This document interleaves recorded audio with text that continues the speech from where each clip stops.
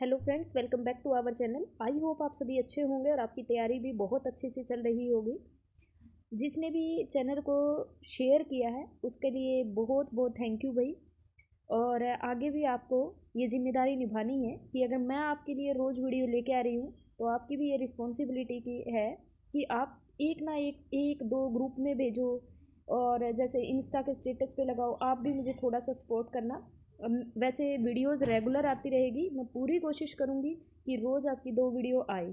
कोशिश ही क्या करूँगी, पक्का ही आएंगी। बस बहुत ही रेयर चांस हो सकता है कि कभी आपकी वीडियो ना आए, अदरवाइज आएगी, श्योर आएगी। ठीक है, चलो भाई। फिर हम ये जितने भी प्रैक्टिस क्वेश्चन है, मुझे ये सारे क्वेश्चन, ये सीयूटी की बुक जो भी डीएसएसबी से रिलेटेड जितना भी सिलेबस है उससे मुझे सारी ये बुक करवानी ही है। मैं रेगुलरिटी से करवाऊंगी। आप लोग कितना रेगुलरिटी से करते हैं वो आपके ऊपर है। ठीक है भाई, चलो फिर क्वेश्चन स्टार्ट करते हैं। क्वेश्चन नंबर है 61। 60 तक हो गए थे, सुबह आपको मिली होगी video. Late H B A subgroup of order 60। H अपने पास क्या है, सब ग्रुप है ऑर्डर 60 का of a group G. Group का ऑर्डर दे रखा, ऑर्डर ऑफ जी दे रखा है 120। और ये बोला हुआ है एच इसका सब ग्रुप है, उसका ऑर्डर है 60। सब ग्रुप तो सब ग्रुप का ऑर्डर ग्रुप के ऑर्डर को डिवाइड करता है, हमेशा ये ध्यान रखना। 60 डिवाइड कर रहा है 120 को, तो ये तभी सब ग्रुप होने की पॉसिबिलिटी है, अदरवाइज नहीं होगा। एक एलिमेंट है जो क्वोशंट ग्रुप से जी वाई में एच से बिलोंग करता है। ठीक है, इसका ऑर्डर कितना आएगा, इसका ऑर्डर आएगा अपने पास 2। तो ये अपने पास किसके आइसोमॉर्फिक होगा, Z2 के आइसोमॉर्फिक होगा, क्योंकि ऑर्डर 2 का हमेशा साइक्लिक ग्रुप होता है। ठीक है, इससे ये भी कंफर्म हो गया है कि इंडेक्स 2 के हमेशा साइक्लिक ग्रुप होते हैं, तो जी भी अपने पास साइक्लिक ग्रुप होगा। यानी कि ये जो जी है ये ग्रुप कैसा है, साइक्लिक ग्रुप है। ठीक है, तो ये पूछ रहा है then which of the following is not a subgroup of जी। ठीक है भाई, कौन सा इसमें से सब ग्रुप नहीं होगा। ये तो हमेशा सब ग्रुप होता है, ये भी सब ग्रुप होगा, क्योंकि एच अपने पास ए इनवर्स एच जो होगा और एच बिलोंग्स टू एच और एच के साथ ही यूनियन लोगे तो यही आ जाएगा, ये भी सब ग्रुप बनेगा। अगर अपने पास एच एक ग्रुप है तो उसके इनवर्स के एलिमेंट से जो भी बनाएंगे वो भी अपने पास हमेशा सब ग्रुप होता है, तो बचा हुआ एक ही रह गया है। अदरवाइज इसका दूसरा ये भी वे हो सकता है, अगर अपने पास ए एच है, जब तक ये ए जो है, जो ये ए एलिमेंट, ये आइडेंटिटी नहीं होगा। आइडेंटिटी हो जाएगा ये सब ग्रुप हो जाएगा। आइडेंटिटी के अलावा ये कुछ भी हो जाए, जैसे मैंने 2 रख दिया, ए की वैल्यू 2 भी तो हो सकती है, ए की वैल्यू 1 भी तो हो सकती है। सॉरी 1 नहीं, 2 हो जाए। जैसे अपने पास अगर 2 होगी तो इसके अपने पास इसके दो ही बन सकते हैं, तो इस ग्रुप के पास 2H टाइप का हो गया। इसकी आइडेंटिटी अपने पास क्या है, 1 है, तो इसके अंदर 2 के मल्टीपल मिलेंगे, 1 इसके अंदर मिलेगा ही नहीं, जो कि आइडेंटिटी है ग्रुप की। तो ये अपने पास कभी भी सब ग्रुप नहीं बनेगा। ये तभी बन सकता है जब अपने पास इस ए की वैल्यू आइडेंटिटी हो, अदरवाइज नहीं बनेगा। नेक्स्ट है अपने पास क्वेश्चन नंबर 62। एन अपने sorry let L be an equivalence relation on a set S of n elements. ठीक है, एल एक इक्विवेलेंस रिलेशन का सेट है। एल अपने पास एक सेट है जिसके अंदर एन एलिमेंट है। कितने एलिमेंट है, एन है। एस ए एक सेट है, वो इस तरह से डिफाइन हुआ कि इस एक्स की वैल्यू अपने पास ए नहीं हो सकती। वे सारे के सारे एक्स की कलेक्शन है जो नॉट इक्वल टू ए है, और ए एल एक्स को सेटिस्फाई करते हैं। एल क्या है, इक्विवेलेंस रिलेशन, जो यहाँ से एलिमेंट उठाए गए। Further let D is a subset. D अपने पास क्या सबसेट है एस का, be such that no two element in D are related to L. D का कोई भी एलिमेंट एल से रिलेटेड नहीं है। तो ये पूछ रहा है, तो नंबर ऑफ एलिमेंट इसके अंदर एटमोस्ट कितने हो सकते हैं, वो स्क्यू सिमेट्रिक बनेगी। अगर अपने पास इस कंडीशन को फॉलो करती है तो उसमें नंबर ऑफ एलिमेंट होते हैं एन माइनस 1 बाय में 2। ए ऑप्शन इसका क्या हो जाएगा, करेक्ट हो जाएगा। नेक्स्ट है क्वेश्चन नंबर 63। ये दे रखा है कि एक्स का सिमेट्रिक डिफरेंस, थोड़ा जूम कर लेते हैं इसको, देखो x symmetric difference Z. Symmetric difference अगर किसी का भी, जैसे ए का सिमेट्रिक डिफरेंस बी, पता है क्या होता है, ए में से बी हटा दो, यूनियन बी में से ए हटा दो। इसका मतलब क्या, जैसे ये एक सेट है ए, ये एक सेट है बी, आपको निकालना है ए का सिमेट्रिक डिफरेंस बी से। ये कैसे निकालते होते, देखो मैंने कहा ए में से बी के, यानी कि बी सेट के सारे एलिमेंट हटा दो, मतलब ये वाला, और उसकी यूनियन करनी है किसके साथ, बी में से ए के। तो ये जो है ना, ये एलिमेंट और ये एलिमेंट, ये आएंगे इसके सिमेट्रिक डिफरेंस में। और एक चीज़ और साथ में नोट कर लेना, सिमेट्रिक डिफरेंस कभी भी वेक्टर स्पेस नहीं बनाता है, कभी भी नहीं बनाता। ठीक है, सिमेट्रिक डिफरेंस भी नहीं बनाता है और ए बाय बी भी नहीं बनाता है।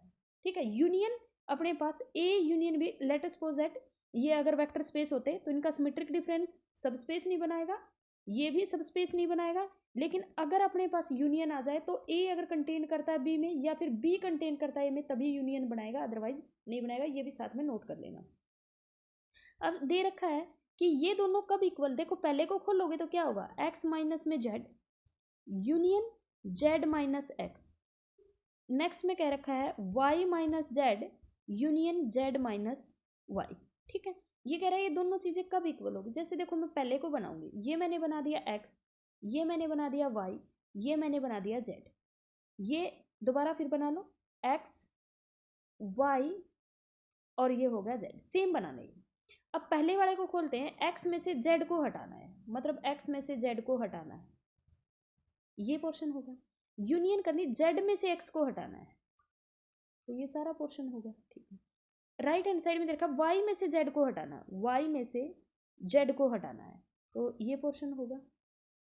ठीक है, z में से y को हटाना है, तो कौन सा होगा, ये पोर्शन। क्या ये दोनों चीज़ें कभी इक्वल हो सकती, एक ही पॉसिबिलिटी पे हो सकती है, जब ये वाली चीज़ इसकी इक्वल हो जाए, यानी कि या ये कह लूँ ये वाली चीज़ इसकी इक्वल हो जाए, तो यानी कि x is equal to Y. Option number A इसका करेक्ट हो जाएगा। नेक्स्ट है question number 64, an abelian group of order 24। ठीक है, ग्रुप अपने पास एबिलियन है, या तो वो आइसोमॉर्फिक होगा Z24 के, या फिर दूसरी पॉसिबिलिटी है वो Z6 और Z4 इसके आइसोमॉर्फिक, क्योंकि ये भी एबिलियन होता है, ये भी एबिलियन होता है। ठीक है, ठीक है, इन दोनों में से कोई भी हो सकता है। ये कह रहा है एग्जैक्टली वन सब ग्रुप। अब हमें ऑर्डर 3 के बताने, ऑर्डर 3 का अगर कोई भी सब ग्रुप होगा तो वो हमेशा साइक्लिक होता है, यानी कि Z3 के आइसोमॉर्फिक। अगर साइक्लिक सब ग्रुप है तो वो पक्का यूनिक होगा, क्योंकि अपने पास ये साइक्लिक सब ग्रुप है। देखो क्या दे रखा है, ये कह रखा है कितने सब ग्रुप हो सकते हैं, 2 हो सकते हैं, कितने हो सकते हैं ये अपने पास। और साइक्लिक सब ग्रुप कैसे निकालते हैं, इसके अंदर इन दोनों में से किसी के भी ऐसे ऑर्डर ऑफ 3 ऑर्डर के कितने नंबर ऑफ एलिमेंट है, sorry number of element of order 3 divided by में 5 ऑफ 3। देखो अगर इसमें लोगे तो अपने पास कितना होगा 5 ऑफ 2, अपने पास कितना होगा 1। इसमें लोगे तो ऑर्डर 2 के कितने एलिमेंट आएंगे अपने पास 2। तो अपने पास ऑर्डर 2 के इसमें भी 2 होते, इसमें भी 2, तो 2 बाय में 2 कितना हो जाएगा 1। तो ऑर्डर 3 का एग्जैक्टली 1 सब ग्रुप होगा। ऑर्डर सब ग्रुप कितने आ गए अपने पास, number of element of order 2 इन दोनों में देखो डिवाइडेड बाय में 5 ऑफ, सॉरी ऑर्डर 2 का नहीं ऑर्डर 3 का, सॉरी ऑर्डर 3 के इन दोनों में निकालो, ऑर्डर 3 के पहले में तो निकालोगे 5 ऑफ 3, 5 ऑफ 3 कितना आ जाएगा 2। अगर वो इसके आइसोमॉर्फिक हुई तो ऑर्डर 3 के एलिमेंट कैसे निकालोगे, जिसका इन दोनों में से एलिमेंट लोगे एलसीएम उसका 3 आना चाहिए। यहाँ से मैं 3 ले लूँ, यहाँ से 1, तो एलसीएम मेरे पास 3 आ जाएगा, और तो कोई पॉसिबिलिटी बन ही नहीं रही। तो इसमें 3 का Z6 में ऑर्डर कितना होता है 5 ऑफ 3 यानी कि 2, और इसमें कितना होता है 1, तो 2 × 1 2। तो दोनों में कितने नंबर ऑफ एलिमेंट आ रहे हैं 2 डिवाइडेड बाय में 5 ऑफ 3, ये भी कितना होता है 2, दोनों कैंसिल तो कितने होंगे एग्जैक्टली 1। ए ऑप्शन इसका करेक्ट हो जाएगा। नेक्स्ट है क्वेश्चन नंबर 65, जी अपने पास कोई फाइनाइट ग्रुप है, एच उसका नॉर्मल सब ग्रुप दे रखा है, एच क्या दे रखा है नॉर्मल सब ग्रुप ऑफ जी दे रखा है ऑफ ऑर्डर 2। ठीक है, इसके पास एच एक नॉर्मल सब ग्रुप है ऑर्डर 2 का, तो ये कह रखा है कि उसके सेंटर में कितने नंबर ऑफ एलिमेंट रहेंगे, the order of the centre of G. भाई सेंटर के अंदर ऑर्डर 2 का है तो इसका मतलब सीधी सी बात है ग्रुप का ऑर्डर क्या रहेगा, नॉर्मल सब ग्रुप अगर ऑर्डर 2 का है तो ग्रुप का ऑर्डर पक्का इवन रहेगा, तभी तो 2 उसको डिवाइड करे, क्योंकि सब ग्रुप का ऑर्डर ग्रुप के ऑर्डर को डिवाइड करते हैं, ऑड तो होगा तो कभी होगा ही नहीं। तो इसका क्या होगा इवन ऑर्डर का होगा, इवन ऑर्डर का होगा, और ये अपने पास नॉर्मल सब ग्रुप बन रहा है, तो हम क्या कहेंगे यही पूछ रहे हैं the order of the centre. हो सकता जो सेंटर का ऑर्डर है वो भी क्या आएगा फिर इवन को डिवाइड करके इवन ही आता है ना, तो यहाँ से अपने पास क्या आ जाएगा जो सेंटर रहेगा, सेंटर में फिर कितने, अगर कोई भी इवन ऑर्डर का ग्रुप है तो उसके सेंटर में कितने नंबर ऑफ एलिमेंट जा सकते हैं, उसके अंदर ग्रेटर देन इक्वल टू 2 जाएंगे, even integer greater than equal to 2 जाएंगे। क्यों जाएंगे 2, क्योंकि 2 ऑर्डर का तो उसके पास नॉर्मल सब ग्रुप हमें ऑलरेडी मिल रहा है, तो ये तो नॉर्मल सब ग्रुप है, तो ये तो पक्का पक्का सेंटर में जाएगा, तो ऑप्शन नंबर सी इसका क्या हो जाएगा करेक्ट हो जाएगा। नेक्स्ट अपने पास दे रखा 66, आर अपने पास रिंग ऑफ ऑल फंक्शंस है R to R under pointwise addition and multiplication. आई मेरे पास डिफाइन कर रखा है इज ए बाउंडेड फंक्शन, और दूसरा अपने पास ये पूछ रहा है कौन सा इसमें से आइडियल होगा, ये रिंग है। भाई देखो आइडियल कब होता है, एक तो अपने पास आइडियल का एलिमेंट ले लो और एक अपने पास रिंग का एलिमेंट ले लो, और इन दोनों की प्रोडक्ट किस में जानी चाहिए, आइडियल में जानी चाहिए, तब वो आइडियल होगा, अदरवाइज नहीं होगा। अब देखो ये दिया हुआ आई के अंदर वे सारे के सारे कैसे फंक्शन है, बाउंडेड फंक्शन। मैंने सपोज कर लिया कि कोई बाउंडेड फंक्शन है, एफ हमने क्या ले लिया, बाउंडेड। ठीक है भाई, किससे आ रहा है ये, आई से आ रहा है। मैंने आर टू आर है ना अपने पास, रिंग क्या है, आर टू आर दे रखी है, तो आर से मैंने आर ही ले लिया खुद। आर क्या होती है, अनबाउंडेड। जब मैं इस एफ बाउंडेड फंक्शन के आर के साथ मल्टीप्लाई करूंगी तो क्या आएगा, अनबाउंडेड। अनबाउंडेड फंक्शन तो इसके अंदर है ही नहीं, इसका मतलब ये आइडियल नहीं है। दूसरा दे रखा है एफ ऑफ, इसमें कैसे वे फंक्शन आ रहे हैं जो 3 पे 0 दे रहे हैं, तो यहाँ से मैंने ले लिया F of 3 is equal to में 0 टाइप की फंक्शन है। और यहाँ से मैं कोई भी फंक्शन ले लूँ, कोई भी फंक्शन, जी मैंने एक फंक्शन ले लिया, ठीक है, जो जी ऑफ 3 पे नॉट इक्वल टू 0 दे रहा है, मैंने ऐसा फंक्शन ले लिया। ठीक है, मैं ले सकती हूँ 0 भी ले सकती हूँ, लेकिन मुझे तो उल्टी चीज़ लेके चलनी चाहिए ना, क्योंकि कॉन्ट्राडिक्ट करना है। तो देखो जब मैं इन दोनों की प्रोडक्ट करूंगी, एफ ऑफ 3 इंटू में जी ऑफ 3 टाइप आएगी। इन दोनों की प्रोडक्ट करूंगी, इसकी वैल्यू 0 रहे या नॉन 0 रहे मुझे कोई फर्क नहीं पड़ता, ये 0 है तो प्रोडक्ट पक्का 0 आएगी, और 0 आते ही किस में चला जाएगा, आइडियल में चला जाएगा। तो जे अपने पास आइडियल और आई अपने पास आइडियल नहीं है, तो ऑप्शन नंबर जो रहेगा J is an ideal, A option इसका करेक्ट हो जाएगा। ठीक है, मैंने डेफिनेशन भी बता दी आइडियल की क्या होती है। Let F of X G X और एच एक्स अपने पास दे रखा है, तो देन पूछ रहा है कौन सा ट्रू होगा। ठीक है, अगर आपके पास कोई पोलिनोमियल है और उसकी degree less than equal to 3 है, तो आप जेड पी पे चेक कर सकते हो कि वो इरिड्यूसिबल होगा या रिड्यूसिबल होगा। अगर आपके पास यहाँ पी की जगह कुछ भी है, उसके एक भी एलिमेंट के लिए ये पोलिनोमियल 0 हो जाती है, तो ये रिड्यूसिबल है, और हमेशा नॉट इक्वल टू 0 रहती है तो ये इरिड्यूसिबल है। जैसे हमें एफ ऑफ एक्स चेक करना है जेड टू पे एलिमेंट होते हैं 0 और 1। आप सबसे पहले 0 के लिए चेक करो, 0 0 पुट करोगे तो कितना आ गया 1। जेड 2 से डिवाइड करोगे तो 1 ही रहेगा, क्योंकि 2 से छोटा है 1, तो 1 ही रहेगा, तो नॉन 0 आ गया अपने पास। ठीक है, अब 1 इसके अंदर पुट करोगे, 1 + 1 कितना हो गया 2, फिर 2 से डिवाइड करोगे तो कितना हो जाएगा 0, तो अपने पास इसका मतलब ये रिड्यूसिबल है, इरिड्यूसिबल नहीं है, दैट इज नॉट इरिड्यूसिबल। ये कह रहा है एफ ऑफ एक्स क्या हो, रिड्यूसिबल, सही बात है। अब मुझे जी एक्स चेक करना पड़ेगा, क्योंकि इसमें साथ में जी एक्स भी देखना। मैं यहाँ 0 पुट करूंगी 1, मैं 1 पुट करूंगी 3, जेड 2 से डिवाइड होगा कितना आ जाएगा 1, तो यहाँ भी 1 आ गया। ये क्या है, ये है इरिड्यूसिबल, तो ये ऑप्शन तो कट गया। जिसमें एफ ऑफ एक्स जो है वो अपने पास क्या है, रिड्यूसिबल, ठीक बात है। जी एक्स जिसमें रिड्यूसिबल दे रखा ना वो काट दो, ये भी कट गया, ये भी कट गया, ऑप्शन बचा सी, लेकिन हमें तो प्रूफ करना है। अब एफ ऑफ एक्स तो हमने चेक कर लिया रिड्यूसिबल, अब एच ऑफ एक्स चेक करना पड़ेगा। देखो भाई, इसकी मैंने ये बताया है कि ये कब लगाना है, जब degree less than equal to 3 हो, लेकिन यहाँ दे रखी 4, तो ये नहीं लगेगा। तो आपको क्या करना है, इसको लिख सकते हो एक्स की 4 प्लस एक्स स्क्वायर प्लस 1 है, इसको लिख लो भाई, एक्स स्क्वायर प्लस 1 का होल स्क्वायर माइनस में एक्स स्क्वायर। लिख सकते हो कि नहीं लिख सकते हो, क्या लिख सकते हो, एक्स स्क्वायर प्लस 1 का होल स्क्वायर और माइनस में एक्स स्क्वायर, लिख सकते हैं हम ऐसा। इसको खोल लोगे तो क्या बनेगा, एक्स की 4 मिलेगा और प्लस में 1 मिलेगा, प्लस में 2x। अब इसको कैसे लिख सकते हो, एक्स स्क्वायर ए स्क्वायर माइनस बी स्क्वायर को कैसे खोलते हो, ए माइनस बी और ए प्लस बी, ऐसे ही खोलोगे। ठीक है, अब ये दो तरह से।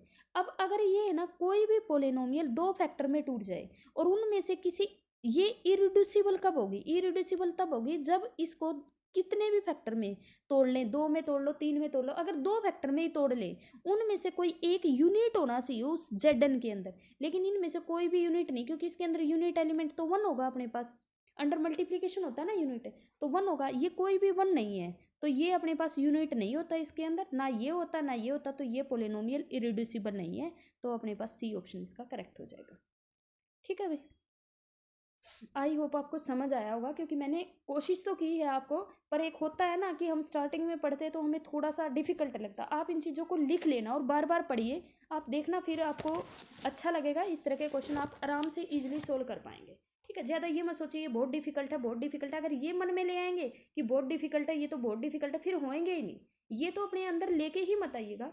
कितने से क्वेश्चन करने हैं हमें, अब बार बार करिए ना, बार बार वीडियो देखिए, बार बार करिए, उससे होएगा ना, उससे आपको धीरे धीरे चीज़ें समझ आने लग जाएगी। हमने भी ऐसे ही किया था, सबको ऐसे ही होता है, बार बार चीज़ों को पढ़ना पड़ता है। ठीक है,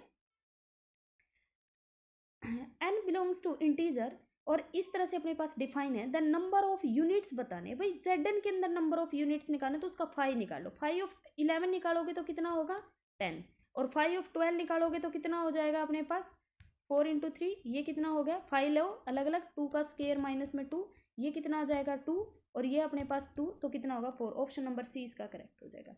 नेक्स्ट अपने पास बोला हुआ the number of 2 cross 2 matrix over Z3, तो ये पूछा है विद डेटर्मिनेंट 1। अगर डेटर्मिनेंट अपने पास दे रखा है नॉट इक्वल टू 0, तो अपने पास नंबर ऑफ मैट्रिक्स निकालते हैं p की पावर n माइनस 1, p की power n minus p, up to p की पावर n माइनस p की power n minus 1 divided by p minus 1। ये होती है नॉन सिंगुलर मैट्रिक्स। डेटर्मिनेंट 1 भी हो सकता है, डेटर्मिनेंट 2 भी हो सकता है, कुछ भी हो, नॉन जीरो होना चाहिए।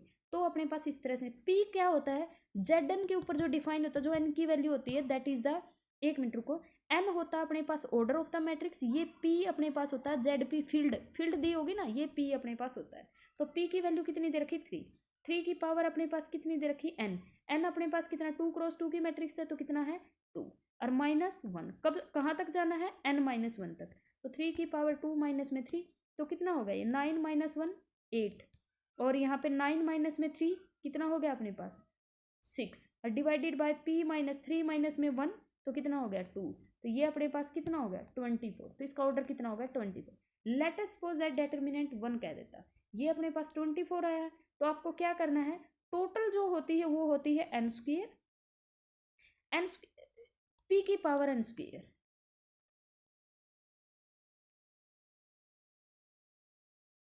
Sorry total number of element होते हैं आपके पास n स्क्वायर, नहीं सॉरी p की power n square, total number of element होते हैं p की पावर n स्क्वायर, उसमें से आपने जो अभी निकाले ना नॉन सिंगुलर वाले, वो माइनस कर दो, वो आ जाएंगे डेटर्मिनेंट 0 के या सिंगुलर मैट्रिक्स के। p की पावर 3 की पावर कितना हो गया 4 माइनस 24, ये अपने पास क्या आ जाएगा ऑर्डर ऑफ सिंगुलर मैट्रिक्स या डेटर्मिनेंट 1 के आ जाएंगे, लेकिन अभी के लिए ऑप्शन ए रहेगा क्योंकि नॉन सिंगुलर पूछा हुआ है। नेक्स्ट है क्वेश्चन नंबर 70, इस क्वेश्चन को ध्यान से समझना, ठीक है। p अपने पास सेट ऑफ ऑल प्लेन्स है, क्योंकि ये पहले भी आया था तब मैंने शायद अच्छे से नहीं समझाया, तो अब मैं अच्छे से क्लियर कर दूंगी। p अपने पास सेट ऑफ ऑल प्लेन है इन R3, द रिलेशन बीइंग, आपको बताना है कि p अपने पास ये जो रिलेशन है ये अपने पास सिमेट्रिक होगा, रिफ्लेक्सिव होगा, ट्रांजिटिव होगा, नॉट ट्रांजिटिव होगा, नॉट रिफ्लेक्सिव होगा, नॉट सिमेट्रिक, ये बताना। अपने पास प्लेन पूछ रहा है, अब हमें पता R3 के अंदर x y z होता है, तो प्लेन क्या बनेंगे x y y z और z x, ये 3 प्लेन होते हैं, ठीक है। अब देखो पहली चीज देखो, ये पूछा हुआ है सबसे पहले नॉर्मल दिया हुआ है यहाँ पे कि द रिलेशन बीइंग्स नॉर्मल्स। अब हमें पता है कि X Y Y Z Z X आपस में क्या होते हैं, तीनों एक दूसरे के नॉर्मल होते हैं, ठीक है। अब इसके अंदर क्या है, क्योंकि ऐसे बनता है ना अपने पास, ये हो गया X Y Y Z Z X, ये तीनों नॉर्मल होते हैं। अब नॉर्मल्स का ये पूछ रहा है रिलेशन क्या होगा, अगर ए नॉर्मल है बी के, तो क्या बी नॉर्मल नहीं होगा भाई ए के, कैसे कह रही हूँ मैं, जैसे यही बनाया मैंने, that is the X that is the Y, और सॉरी मैंने यही बनाया, ये एक्स है ये वाई है ये जेड है। भाई ये वाला जो है अगर इसके नॉर्मल है, सॉरी ये और ये अगर नॉर्मल है, तो क्या ये इसके नॉर्मल नहीं होगा, बिल्कुल होगा। एक्स अगर वाई के नॉर्मल है, वाई जेड के, एक्स वाई अगर वाई जेड के नॉर्मल है, तो क्या वाई जेड नॉर्मल नहीं, उल्टा नहीं बोल सकते, परपेंडिकुलर की तरह ही बिहेव करता है ना। नॉर्मल क्या होता है, परपेंडिकुलर के भी परपेंडिकुलर, तो अगर ये परपेंडिकुलर के परपेंडिकुलर तो दूसरा भी होगा, तो ये सिमेट्रिक तो होगा। अब देखना एक्स वाई अगर नॉर्मल है वाई जेड के, और वाई जेड अगर नॉर्मल है जेड एक्स के, तो एक्स वाई इसके नॉर्मल होगा, कभी नहीं होगा। क्यों नहीं होगा, अगर ये इसके नॉर्मल है ये इसके नॉर्मल, तो ये दोनों हमेशा पैरेलल होंगे, तो ये अपने पास ट्रांजिटिव नहीं होगा। भाई कोई खुद प्लेन खुद के ही क्या होता है, पैरेलल होता है, कभी भी नॉर्मल नहीं होता, परपेंडिकुलर नहीं होता कभी। तो खुद के जैसे लाइन में करते हैं, अगर प्लेन में कंफ्यूज हो तो लाइन ले लो ना, जैसे एक्स वाई जेड 3 लाइन है, भाई कोई भी 2 लाइन आपस में अगर परपेंडिकुलर है तो देखो प्लेन कैसे नॉर्मल होता है, और जो ये लाइन से ये परपेंडिकुलर होती है। जैसे एक्स वाई के परपेंडिकुलर है, देखो मैं कैसे ऐसे बता रही हूँ, तो मैं ये सिंपल बता रही हूँ। ये लाइन इसके परपेंडिकुलर, तो क्या ये लाइन इसके परपेंडिकुलर नहीं है? बिल्कुल है, ये एक दूसरे के परपेंडिकुलर, तभी तो 90 डिग्री का एंगल बना रही है। ठीक है, तो सिमेट्रिक होगा। फिर हम क्या करते हैं, जब ये एक्स है, लेट सपोज दैट ये वाई है, तो ये बताना जरा, और ये मेरे पास जेड है। अब एक्स परपेंडिकुलर है जेड के, और जेड किसके परपेंडिकुलर है? वाई के। एक्स और वाई आपस में क्या है? पैरेलल, तो ट्रांजिटिव नहीं है। ये लाइन खुद के ही, इसके ऊपर ही मैंने कोई लाइन लगा ली, तो ये लाइन खुद के क्या हुई? पैरेलल हुई। ये लाइन क्या हुई? पैरेलल हुई, परपेंडिकुलर नहीं हुई ना। तो सिमिलरली प्लेन क्या नहीं हो सकते आपस में? सिर्फ सिमेट्रिक प्रॉपर्टी को होल्ड करेंगे, ट्रांजिटिव और रिफ्लेक्सिव को नहीं करेंगे। तो ऑप्शन नंबर जो रहेगा सी अपना करेक्ट रहेगा। आज इतना ही करेंगे हम, ये 70 तक अपने क्वेश्चन हो गए हैं। मिलते हैं नेक्स्ट वीडियो में, बाय बाय।